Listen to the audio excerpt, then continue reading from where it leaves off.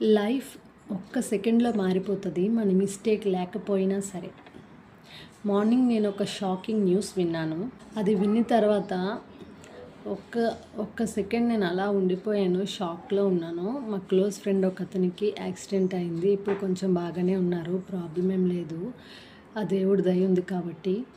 అయితే నేను చెప్పొచ్చేది ఏంటంటే, ఇలాంటి ఇన్సిడెంట్స్ జరిగినప్పుడు మనం ఎవరిదైనా విన్నప్పుడు మనకి మన పాస్ట్ అంతా గుర్తుకొస్తుంది.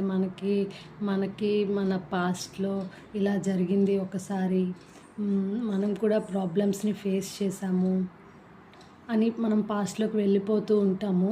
ఒక 2 డేస్ వరకు మన మైండ్ అంతా వాటి చుట్టూనే, వాటి ఆలోచనలతోనే రొటేట్ అవుతూ ఉంటుంది.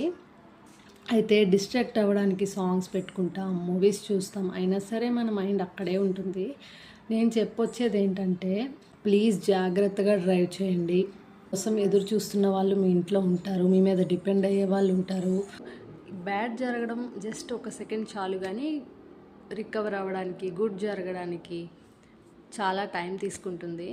బ్యాడ్ జరిగిన వెంటనే మనకి బాధ అనిపిస్తుంది, కానీ ఈ గుడ్ జరిగే ప్రాసెస్ ఏదైతే ఉందో అది చాలా పెయిన్ఫుల్గా ఉంటుంది. అవును, ప్లీజ్ కొంచెం జాగ్రత్తగా డ్రైవ్ చేయండి. మన తప్పు లేకపోయినా, అవతల వాళ్ళ తప్పు ఉన్నా సరే మనం ఎఫెక్ట్ అవుతాం. ఈ యాక్సిడెంట్ అనే ఒక్కటే కాదు, ఏదైనా సరే లైఫ్లో ఆలోచించి నిర్ణయాలు తీసుకుంటేనే మంచిది.